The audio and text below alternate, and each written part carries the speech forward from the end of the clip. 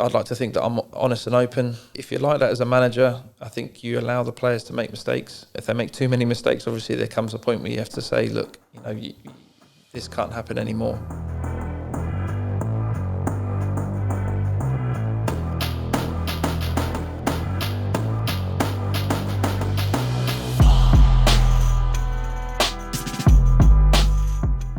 I know your opinion is obviously different to other managers, so it's pretty unique. But the first thing really I want to ask you quite simply is, what makes players attractive to managers?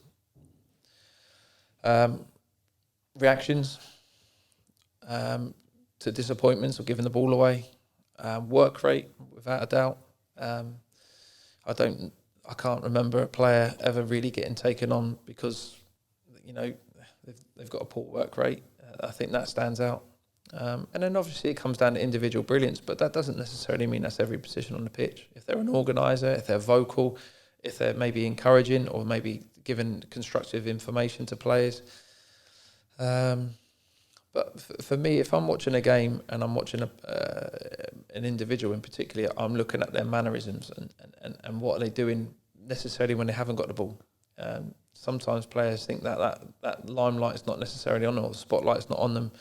But for anyone that's watching, especially myself, you'd be looking at every single thing they do, whether that's a recovery run, whether that's a reaction press, whether that's taking a play, whatever it might be, whatever the scenario might unfold, is how they react to that. Something my parents, or especially my dad, always told me was every game, somebody's always watching. Whatever you do, someone's always watching. He used to drill it into me so that I would play with that in my mind, like, yes, I've made a mistake, but like someone's watching me do well the next time, or somebody's watching me do this. How appropriate is that statement? Is somebody always watching? I agree. And I think that probably came into my coaching more so when I was in the academy at AFC Bournemouth and educating the players, younger players, the under 14s, under 15s, exactly that.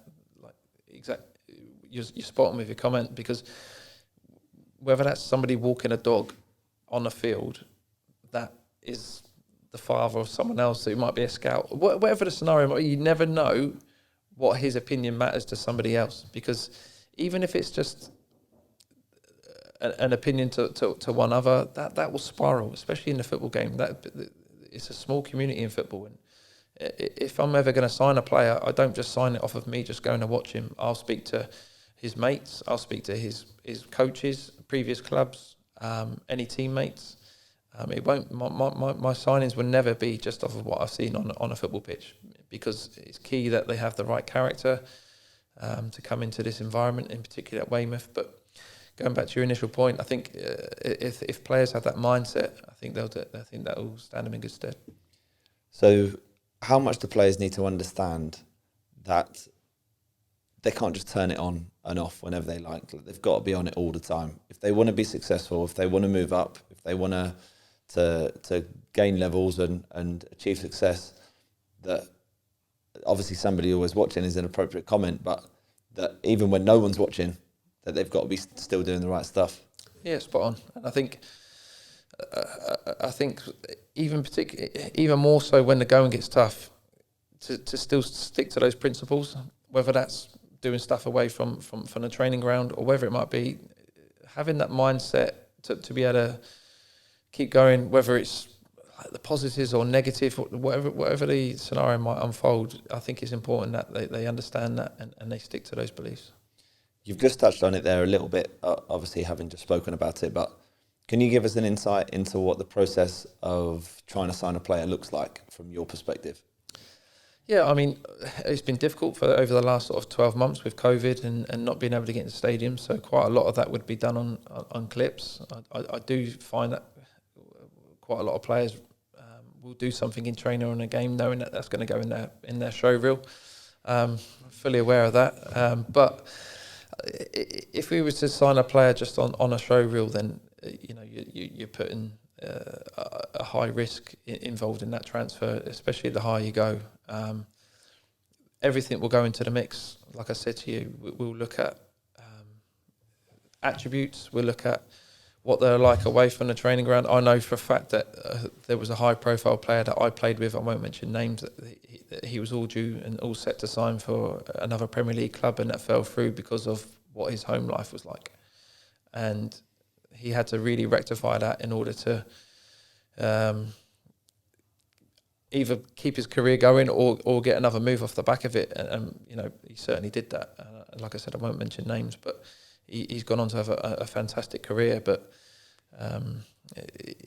I do think that is definitely key. I'm glad you've touched on show reels, because it's something that I've wanted to ask you for the benefit of everybody watching and listening. Is these days, obviously in modern day football, social media is so big. You see a lot of young players now that feel like social media is mandatory, and that showing clips of things that they've done is important. When people put together obviously show reels and highlights of what they've done in matches to show themselves in a positive light, how much do you see of that as a manager, and is that important? Like, if I'm trying to get a trial with you obviously at Weymouth, do I need a show reel to be able to show you, look, like I'm capable of doing this before you accept me in? I wouldn't say it was important. I would say it would help to get that introduction into the player and the manager. Once a player, obviously, if we're talking in terms of a player signed at a team, and you put a highlight reel of all the good stuff that you've done the week before, and then the following week you have a nightmare.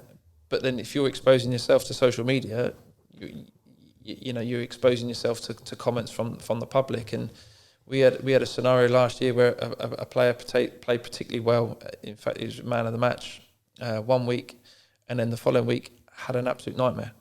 And it was all very well putting your good clips on, but are you going to put your bad clips on the following week? No. The simple answer is no. So if you are going to do that, if you are going to expose yourself, then you know you need to understand that when the going gets tough and not necessarily your performance is as high as what it was the previous week, you need to have thick skin and understand that those comments are opinions, but they can't affect your performance. The opportunity of a trial is something that's quite relevant now, because you know a lot of guys at lower levels don't now just get bought or signed for if they want to progress up the ladder. People are going to invite them in to train. What's the process of a trial? And on top of that, what sort of things are you looking for in a trialist? What impresses you when guys come in on trial? Yeah, I like this question because as a manager, I see this side more than I have ever have done. And there's so many agents out there that it is frightening, and they try and contact you on every single platform going. And you know what? There's one player in particular sticks out in my mind who messaged me himself and just said, "Look, this is me. I can send you my CV if you want. Just looking for an opportunity." And I like that, and I like the fact that he's taking his time out to do that himself rather than relying on an agent, because agents just put that out to everywhere, and there's no what's the word I'm looking for? Sentimental behind it. It's almost like you're just sending it out just willy-nilly to every single. And if you get someone that takes the bait, then happy days. Whereas I really thought, like, you know, don't get me wrong, the kid sent me his highlight reel, and I thought, yeah, he's got talent, the boy, and why not? Let's take a look. Invited him in, and he's keen, absolutely keen. And whatever may happen with him, I don't know, but he's taken the time out himself. The platform was LinkedIn. You know, he contacted me via that.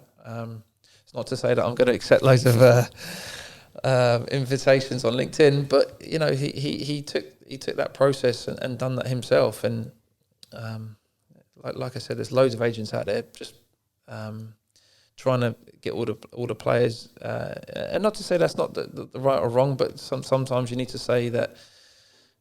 You know, how are those agents approaching managers? Because sometimes they get just lost in the archives, and sometimes that opportunity for a player might get lost off the basis of that.